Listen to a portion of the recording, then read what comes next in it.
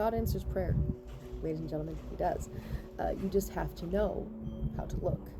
So let me tell you a story. Let me tell you a story. Okay. So last night I was very upset, crying, not having a good time in the bathroom. Okay. I wasn't using the bathroom. I was just crying in the bathroom. Wasn't focused. Anyways, so I was praying to God, and I was saying, am I really meant to be alone in what I'm dealing with right now? And then right after I said that, I got a text from my husband, and he asked me if I was okay. And usually I say yes, because I'm a big boy SpongeBob and I can handle my own problems. But I said, no, I'm not okay.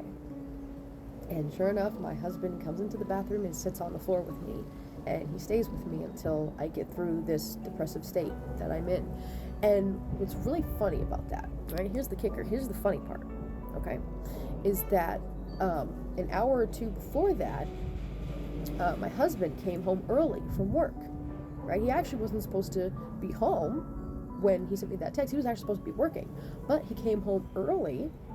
And I asked him, I said, well, why are you home early? You know, what's going on? Are you okay? And he says, I don't know. Something told me that I needed to be home early today. And we didn't know what he was talking about. So we're just like, okay, well, you know, you're home. And then a few hours later, I had that depressing moment. And then that's when he texted me and came in the bathroom to help me. So my point is that God answers prayer.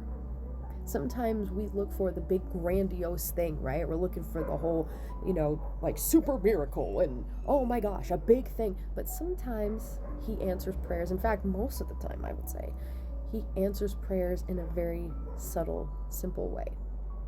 So much so that he told my husband to come home early before I even had that depressing moment, so my husband could be there right when I asked the Lord, am I meant to do this on my own?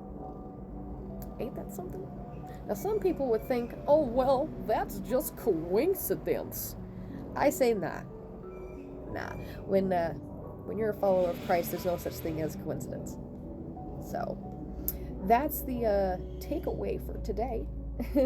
And usually at this point I would put a link to my blog, but the blog's not ready yet, so you're just going to have to deal with my fat face. So, alright guys, until next time, bye.